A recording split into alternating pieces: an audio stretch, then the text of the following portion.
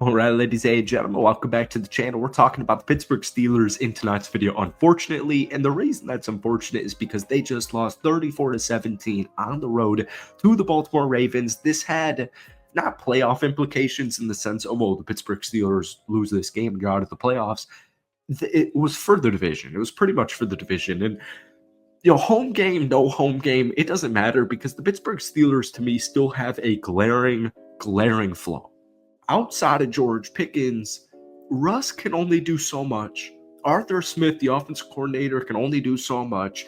Najee and Jalen Warren, if you're playing from behind, like you are against Philly, like you are against Baltimore, and keep in mind, these are two Super Bowl legitimate contenders.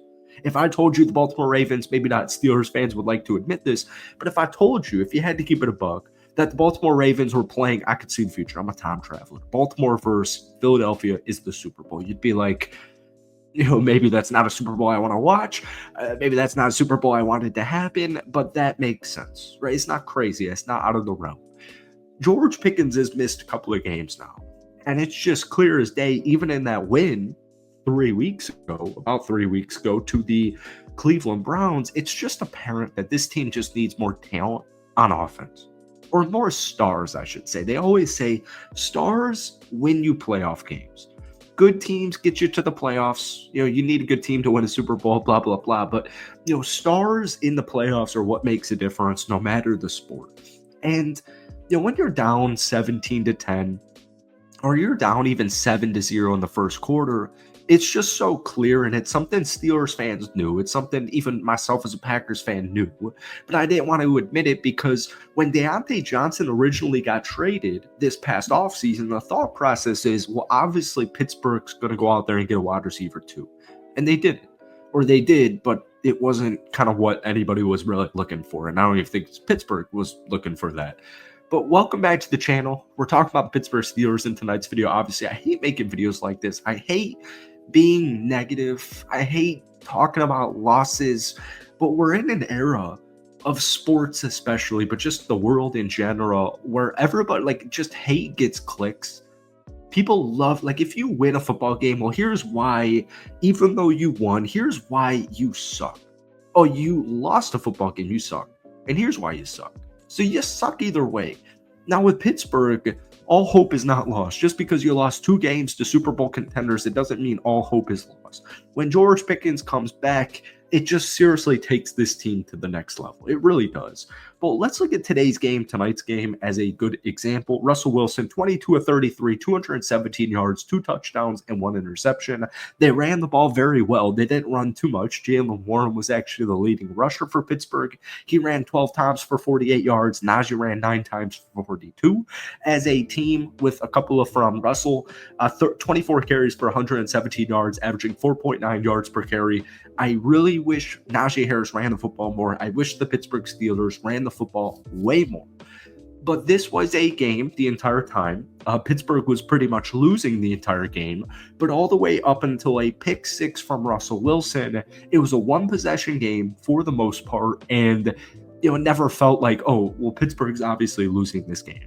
And that pass from Russ was rushed because of pressure, and it was just straight up a bad throw. But when you watch this, man, and I have a good illustration here. So Russ is not Superman, right? Russ is not Superman anymore. But the Pittsburgh Steelers didn't bring in Russ to be the Superman, to be the Josh Allen, to be the Patrick Mahomes. Josh Allen's a better example. Or Lamar Jackson, right? Well, Lamar doesn't have studs littered around him. Well, first off, he has Derrick Henry. That's a stud. Yeah, Jalen Warren and Najee Harris combined, they're both studs. They're both good football players in their own rights. But Derrick Henry's a top 2 running back in the NFL, and he has been for a very long time. It's just there's levels to that, right? No one's comparing Najee Harris to Derrick Henry. Can they go clip for clip sometimes 100,000%? But it's Derrick Henry. That's a superstar. You have Zay Flowers. You got Mark Andrews. You got Bateman. Whatever. There's no clear star stud, but the point is, Russell Wilson's not Lamar. He was not supposed to be Lamar, and no one expects Russ to be Lamar. But Russ is still a really good quarterback. 64.7 completion percentage, 13 passing touchdowns, only 3 interceptions now. He's averaging about 240 passing yards per game. Now, George Pickens in 12 games has 55 catches for 850 yards. That's a 15.5 yards per catch average and 3 touchdowns. Now, when this summer the Pittsburgh Steelers decided to trade Deontay Johnson, which at the time I thought was right. And actually, he was a member of Baltimore not too long ago. On the field, the dude's way too dramatic. Like, I don't know what's going on in Deontay Johnson's head, but the guy just brought way more issues for whatever the heck he was doing on the field. Somebody needed to step up to be wide receiver number 2. And the thought process was a combined collaborative effort would be enough to be wide receiver 2. And, we looked at guys like Van Jefferson. We looked at guys like Calvin Austin III. Like, all right, maybe these guys can have breakout seasons. Maybe Calvin, we haven't seen him play more than one full, healthy, regular season. Maybe he can step up. But it's a big risk. Calvin Austin has risen to the occasion. This afternoon, this evening, 4 catches, 65 yards. He was the leading receiver for the Pittsburgh Steelers.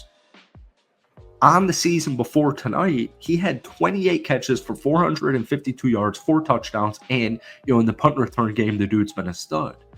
But outside of George Pickens, outside of Pat Freiermuth, Calvin Austin, Najee Harris, the next leading receiver for Pittsburgh is Van Jefferson. And Van Jefferson, heading into this football game, had 19 catches for 231 yards. On a per-game basis, that's less than 17 yards per game. So I know they have a collaborative effort.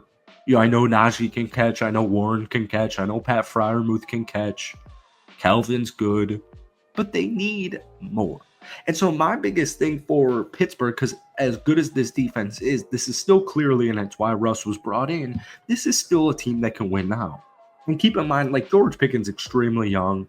The defense has so much talent, young, old, guys like Cameron Hayward. We got guys like Peyton Wilson, Nick Herbig.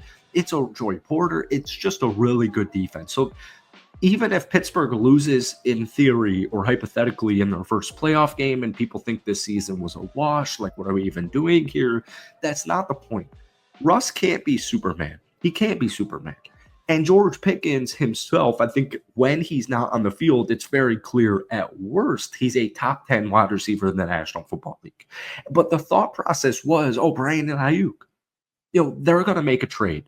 They didn't sign anybody in free agency, so they're going to make a trade, and they didn't. And this is what you have. All it took at any point in the season, and now Pittsburgh's dealing with it, was a George Pickens injury. Because this isn't Patrick Mahomes, it's not Lamar Jackson, it's not Josh Allen, and that's not what he was supposed to be. They need a wide receiver too. They need just straight up more offensive talent so that you're not so reliant and contingent on George Pickens being healthy and him being such a good wide receiver. Outside of that, I'm not spazzing because of 2 losses on the road to Super Bowl caliber teams. We'll see you guys before Christmas on Wednesday. Hope you have a great weekend, even with this loss. But thank you guys for watching. Hit that like button, hit that sub button for daily NFL content, and give me your thoughts on this current state of the Pittsburgh Steelers down below. Peace.